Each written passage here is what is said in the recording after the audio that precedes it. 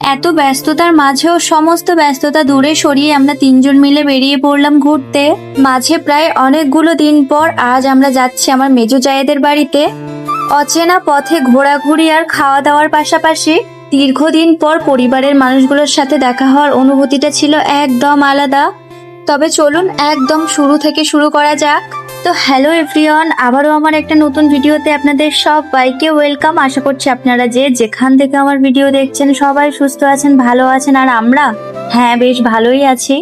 এই ভিডিওটা ছিল গত শনিবারের ভিডিও।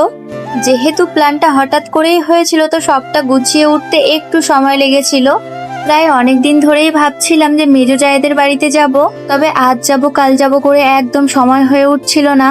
মাম্মামের টিউশন ওই সপ্তাহে 5 দিন আর 2 দিন মতো ছুটি থাকে। সপ্তাহে শনিবার রবিবার এই 2 দিন ছুটি থাকে। শুক্রবার দিন রাতে মাম্মামের পাপা আর আমরা দুজন মিলে আলোচনা করলাম যে তাহলে চলো একদম শনিবার দিন সকালবেলায় বেরিয়ে পড়া যাক। আর অনেক দিন থেকে বুবুও যাওয়ার জন্য বলছিল, তবে আজ যাই কাল যাই করে করে আর যাওয়াই হচ্ছিল না। তবে প্রতিদিনই আপনারা অনেকেই আমাকে অনেক ধরনের প্রশ্ন করে থাকেন, এই যেমন আমার ফ্যামিলিতে কে কে আছে বা আমার শ্বশুর শাশুড়ি মা কোথায় থাকে, ওরা কেন আমার সাথে থাকে না, আমার ভিডিওতে কেন আমার ফ্যামিলি মেম্বারদের বেশি দেখা যায় না। এইরকম নানান ধরনের প্রশ্ন আমি প্রতিনিয়ত প্রতিদিন আপনাদের থেকে পেয়ে থাকি। আর আমি যেহেতু আমার ডেইলি লাইফস্টাইল আপনাদের সাথে শেয়ার করে থাকি, তাই আমাকে নিয়ে নানান ধরনের প্রশ্ন আপনাদের মনে থাকবে, এটাই স্বাভাবিক। আর এই প্রশ্নগুলো করার স্বাধীনতাও আমি আপনাদেরকে দিয়ে রেখেছি। তবে আমার পক্ষে যতটা বলা সম্ভব বা আমি যতটা বলা প্রয়োজন মনে করব, আমি কিন্তু ঠিক ততটাই আপনাদের সাথে শেয়ার করব। এবার বলি যে আমার ভিডিওতে আমার ফ্যামিলি মেম্বারদের বেশি দেখা যায় না কেন। প্রথমেই বলি, ভিডিওতে আপনারা যেমন প্রতিদিন আমাকে সাধারণ সাদামাটা ভাবে দেখছেন, রিয়েল লাইফেও আমি ঠিক তেমনই সাধারণ সাদামাটা একটা মানুষ। আমি কখনোই কাউকে ফোর্স করে আজও পর্যন্ত কখনোই কোনো কিছু করাইনি।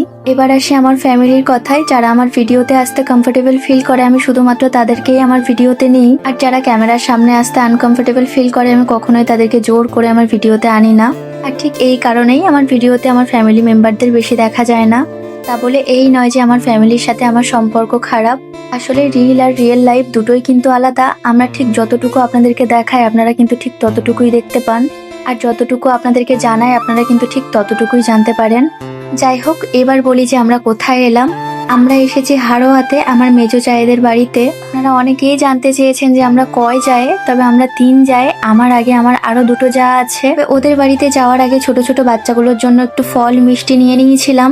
একদম হাড়োয়া বাজারে ঢুকেই মিয়ামোর থেকে কেক আর কিছু ক্রিম রোল নিয়েছিলাম, আর সাথে দই মিষ্টি ফল সবকিছুই নিয়েছিলাম। আর এই যে ভিডিওতে যাকে দেখতে পাচ্ছেন, এটা আমার মেজো জায়ের ছোট ছেলে।